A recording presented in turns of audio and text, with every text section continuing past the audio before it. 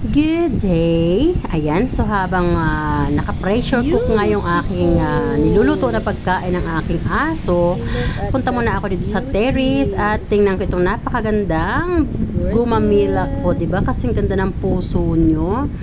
Gorgeous! Tuwan-tuwa akong titigan ito, guys. Nakakatanggal ng problema. Very invigorating. Kahit saan mo siyang sulok ng petals niya tingnan, talagang nakakatuwa. Look at that! Gorgeous! I love watching this. Yes.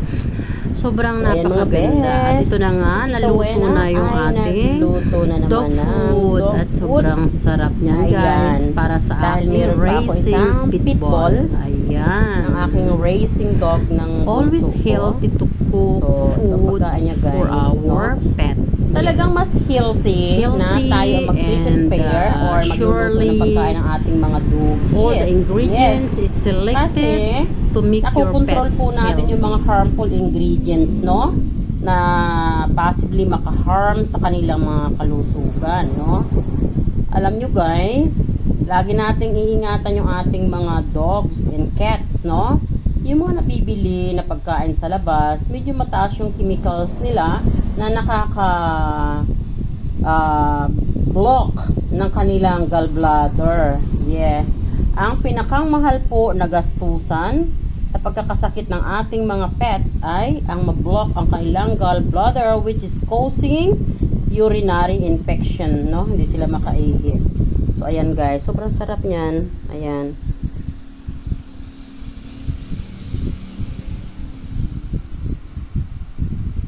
Kaya lang, ito po ay totally walang salt. At ang condiments lang po nito ay moringa powder. Pakita ko sa inyo. So, ito po yung pinakang condiments niya. Turmeric powder. Ayan. For puppy talaga to. For dogs, I mean. And then, moringa powder. For dog pa rin yan. And, ito naman ay mangosteen powder. So, para naman talaga ito sa racing dog. Ayan. So, yan ang nilalagay ko sa kanyang pagkain. Pag ako ay nagluluto. Ayan, guys. Look at this. Diba? Look so yummy. At ang oil po niyan ay olive oil. Yes. At pwede rin pong sunflower oil. Kung kayo ay merong sunflower. Wag lang yung oil na nabibili sa palengke, ha? Kasi, yung pong nabibili na oil sa palengke, hindi ganun ka-safe sa ating mga pets, no? Nagko-cause po yun ng blockageness naman sa kanilang heart. Too much cholesterol. Yes. So, nakikita nyo po ba? Mayroon siyang oil. Ito po ay natural oil na nanggaling dito sa liver, no? So, good oil po yan. Ayan. So, yun yung pinaka-benefits ng dog. Hindi ko natatanggalin yan. Gustong-gusto nila yan. Anyway, wala naman pong harmful na ingredients yan. So, ayan. So, hindi po yan isang bisis na kain, ha? So, tuwing kain po niya, ganito lang karami, oh. Kumbaga, isang scoop sa malaking kutsara. Ayan. So, ito po ay about 500 grams. Ayan. Ang isang kain po niya, ayan. At yan po ay ihahalo ko sa dog food. Ayan. Pati po yung kanyang food, tinanggalan ko na rin ng, yung kanyang dog food na nabibili, tinanggalan ko na rin po ng salt. Hindi na rin ako nagbibigay ng salt. Kasi yung aking namatay na Shih Tzu, ang naging problema po niya ay, kasi yun po ay adopted lang, no? Inadapt ko. Then, nung siya ay puppy pa, I guess yung nag-aalaga sa kanya, hindi siya naalagaan ng mabuti. So, napapakain siya parati ng salty na table foods. And then, as he grow old, then na-develop yung blockageness sa kanyang gallbladder. At ako na ang nag-suffer no? So, anyway, dahil minahal ko naman yung aso ko na yun, so, that's okay. At yun nga, iniwan na niya ako last week, no? So, naging lesson na lang at gusto ko rin i-share sa inyo. So, kaya yung ating mga pets, kung mahal natin sila, huwag natin silang pakainin ng table foods which is high content salt. Yes, ayan. Or any junk foods, no? Na nabibili natin at advisable sa ating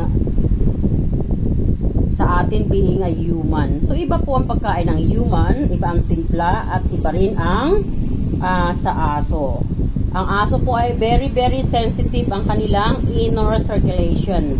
Not unless po na askal sila, no? Askal, syempre, kumbaga mataas yung kanilang immunity. Kasi kahit nga rubbish, kinakain nila. Pero yung ating mga pets, ayan po ay medyo sensitive kasi hindi naman sila nasanay ng ganon, no? So, ayan. So, medyo ingatan po natin yung ating mga pet. Dati, ang aking pet ay pets. Ngayon, pet na lang. Di ba? Isa na lang kasi siya. So, ayan guys. Sarap niyan. At ngayon ay i-store ko na nga siya sa storage. Meron akong storage dito. So, dito mayroon akong empty na storage. At dito natin siya i-store. Para hindi siya masira. Once kasi guys, na hindi natin yan nilagay sa storage at hindi natin kinip sa refrigerator, within just whole day, it will be spoiled. Then, sayang naman. Diba? And all the ingredients also, ito mga powder na ito, this is not cheap. No? A little bit expensive din. Pero ganun talaga. Mahal natin yung ating mga alaga. Parang ating mga anak din, di ba? Mahal natin ang ating mga anak. Bigyan natin magandang pagkain or vitamina para maging maganda ang kanilang body. So, ayan nga guys. Ito naman ay ikikip ko na lang. At ito ang breakfast ng aking people. Ayun, bumabagot na siya. Nahingi na siya ng food. Siguro sabi niya, Mommy, where's my food? Coming! So, ayan guys.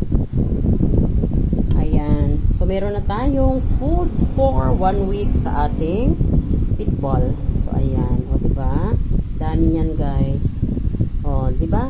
So, ganyan ko kamahal ang aking mga alaga. Alam nyo guys, ako, ang puso ko napakabayas. Magpasa tao, magpasa hayop, mapagmahal talaga ako. Pero yun ay pagmabait sa akin ang tao. Yes. Siyempre, ang hayop, especially ang aso, they never demand, no? Kahit pagalitan mo, no? So, ikaw pa rin yung love-love nila, no? Hindi katulad ng tao. Kasalanan nila, pagalitan mo, masama ka pa.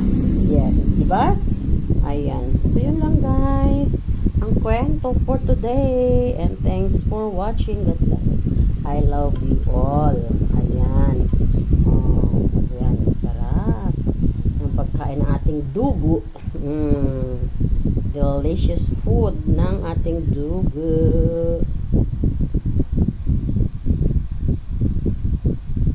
Thanks for watching everyone. I love you all. Is it? Ang pitbull. O, nakita niya ako guys. Super excited yun.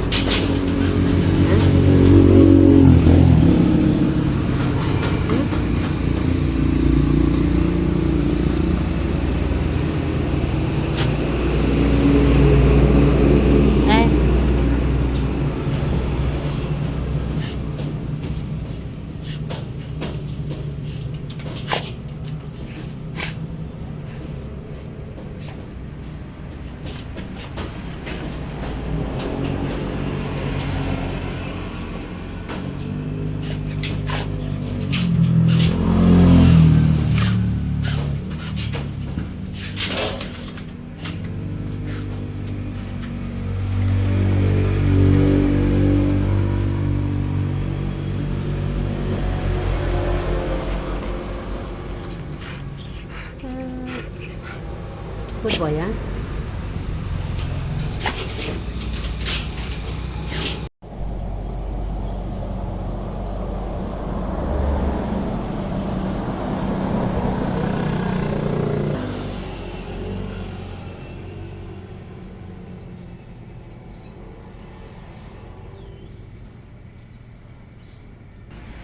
Guwapo.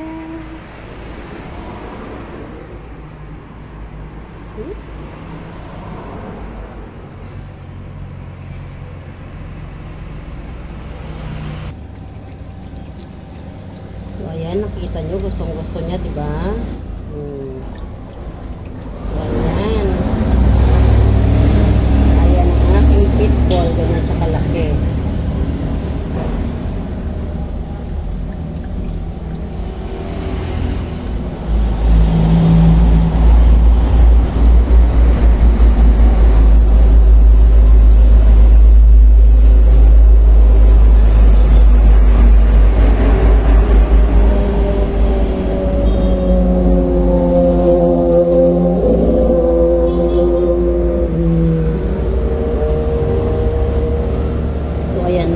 Ang advantage ng kayo ang nagluluto ng pagkain ng inyong alaga. O, tingnan mo, gustong-gusto niya.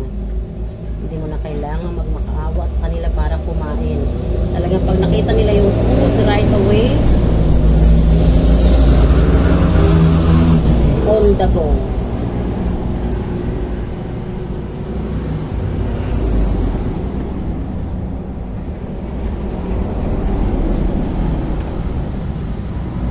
Ganda ng katawan ng pitbull ko, di ba?